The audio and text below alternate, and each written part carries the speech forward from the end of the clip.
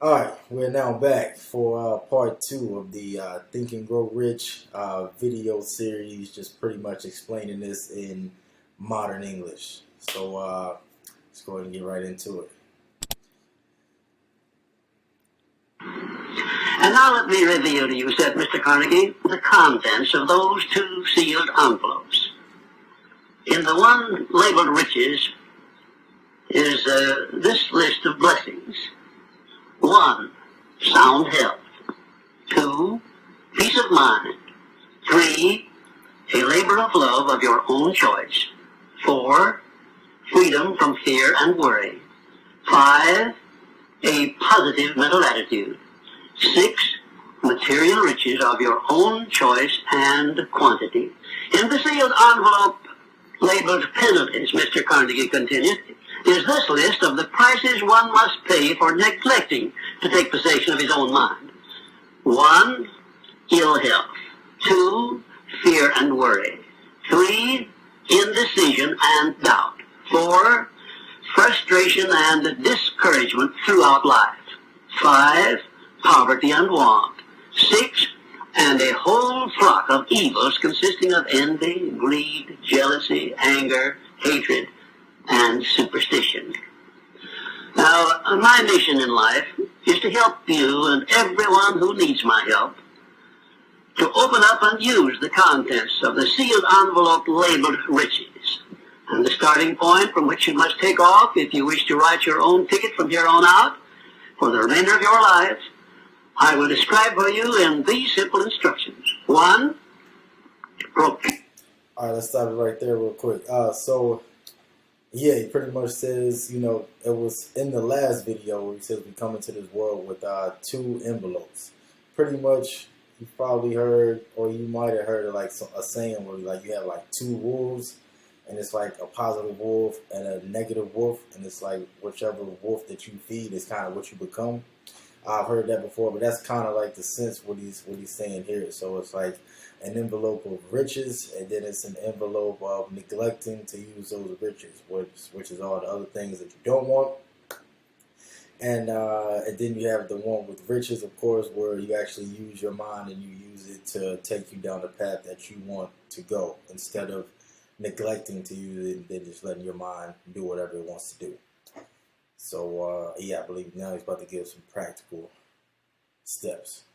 Here, a neat pocket-sized notebook, or something on the order of this one here, loose leaf affair. And on page 1, write down a clear description of your major desire in life. The one circumstance or position or thing which you will be willing to accept as your idea of success. And remember before you begin writing that your only limitations are those which you set up in your own mind or permit others to set up for you. And 2, on page 2 of your notebook, write down a clear statement of precisely what you intend to give in return for that which you desire from life. And then start in right where you stand now to begin giving. And 3, memorize both of your statements, what you desire and what you intend to give in return for it, and repeat them at least a dozen times daily. And always end your statements with this expression of gratitude for the blessings with which you were gifted at birth. I ask not, O divine providence, for more riches, but more wisdom with which to accept and use wisely the riches I received at birth, in the form of the power to control and direct my mind to whatever ends I desire. If you are not too successful or self-satisfied to accept and express this profound prayer, if you accept it and express it in the same spirit of humble sincerity in which I pass it on to you, a new and a better world will reveal itself to you. A world in which you will see reflected the circumstances and the things which you yourself have created. In my next visit, I will give you a description of the second principle of success, through the application of which you may make use of the education and experience of other people, and get the necessary help you may need in attaining your definite major purpose in life. And now, let me close this, our first visit, with my favorite expression of gratitude. O divine providence, I ask not for more riches, adequate moral wisdom with which to make wiser use of the riches you gave me at birth, consisting in the power to control and direct my own mind to whatever ends I desire. All right, so yeah, right there, he was kind of giving like some practical things that you can actually do, to pretty much get the ball rolling on, pretty much using your mind to direct it where you want to go. So yeah, he pretty much said, get a loose leaf affair is what they called, I guess, a notebook at that time. So yeah, just like a notebook, and just write down on the first page like what you desire in life. And then the second thing is pretty much, what you are going to give in return for what you desire, because you can't get anything without giving anything. So then he says, after that, pretty much just start giving. And so, yeah, so pretty much that's pretty much what he was going over there. And then he said the prayer, of course. And you can say it's a prayer or it's an affirmation or however you want to, label it. You can label it. But yeah, it's just pretty much a saying that you can say, and I like that one in all honesty, because it's not like you're asking for something. You're just trying to pretty much use the tools that you already have in a better way. So yeah, now we're going to be getting into the second part of it. This is the mastermind, I believe, the mastermind section. So let's go and start this.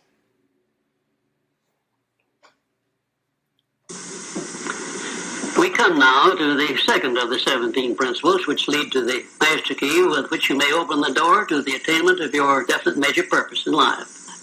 This principle of success is called the mastermind principle. I want you to understand the nature of the mastermind principle, because you must use it before you can take possession of the master key. An understandable definition of the mastermind is this: it consists of two or more people who work in perfect harmony for the attainment of a definite purpose.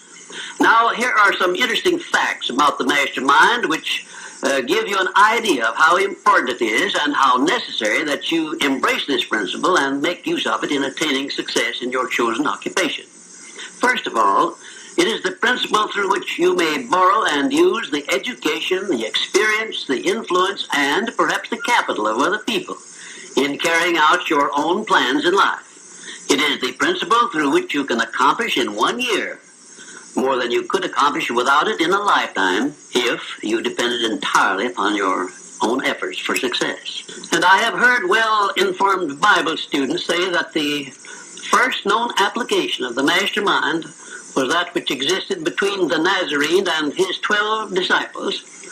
Of one fact I am absolutely sure: when you form a true mastermind alliance with others and work with them in a spirit of perfect harmony, you can draw freely upon the spiritual forces within you in carrying out your plans and desires. I also know that the mastermind principle can give you absolute protection against failure, provided always that your purpose in using this principle is beneficial to all whom you influence.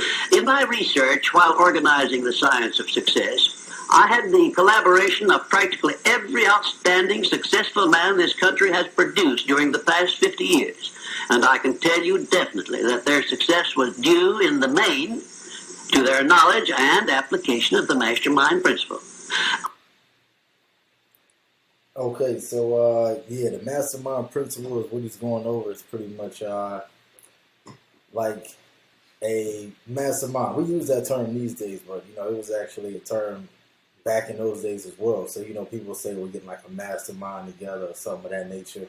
But I don't know if they're like actually using like what a mastermind is supposed to be. We're getting together in groups and everything of that nature, and trying to come up with ideas and everything like that. So, we are doing it, but if you're listening to what he's saying, he says you have to be in like a spirit of perfect harmony with the other people that you're in.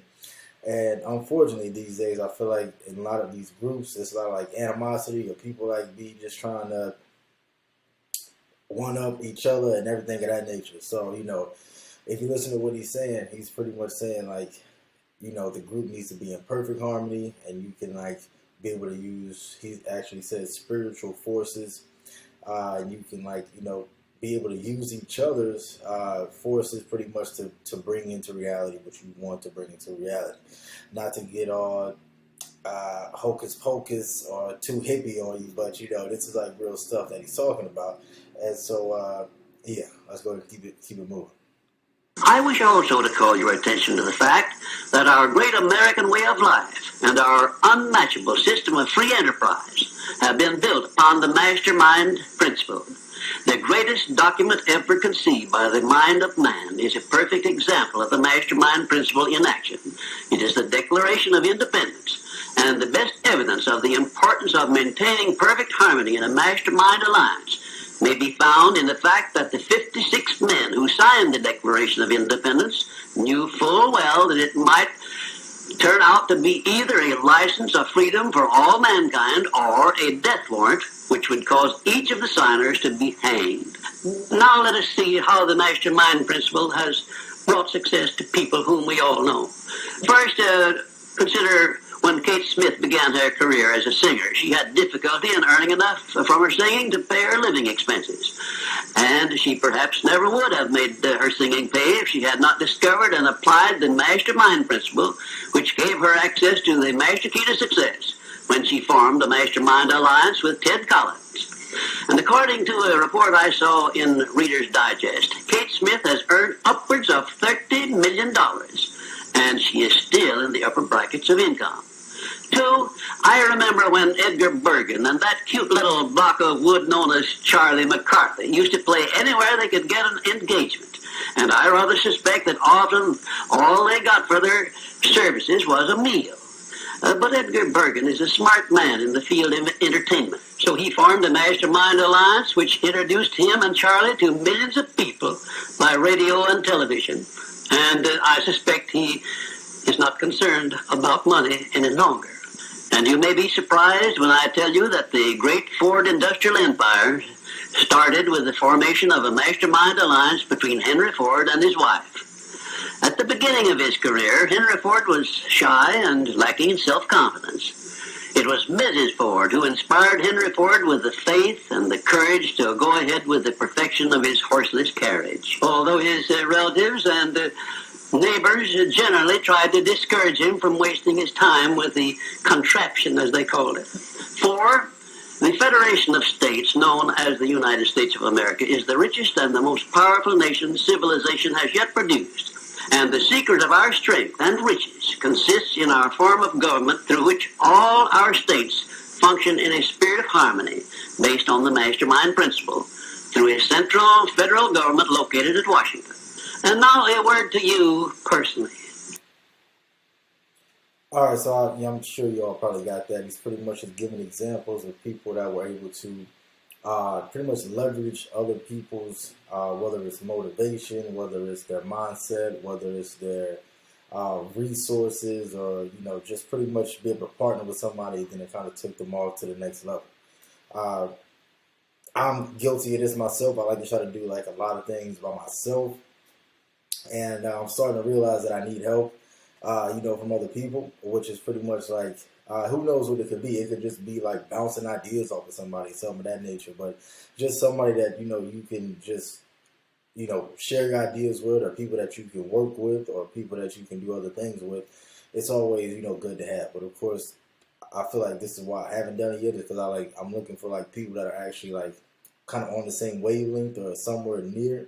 That I can actually like relate to, and actually be able to, be in that spirit of perfect harmony like he's talking about, because I don't want to go into business with people that I don't really like vibe with like 100%. It might be some things that we agree on, which you're never going to agree with people 100%, but you know what I mean? You kind of want to be like at least like 40 to 60%. So, yeah. So, yeah, that's pretty much what he's talking about there. Just giving examples and showing that this stuff is real, and I'm pretty sure y'all already know that. So yeah, let's keep it popping. If you work for a salary or wages, you have a marvelous opportunity to promote yourself into a higher income and a more responsible position by forming a mastermind alliance with your associate workers, including the management. In my next visit, I will give you further instructions on how to apply the mastermind principle so as to increase your own income and promote yourself to a higher position with the full cooperation of your management. Yes, that is correct.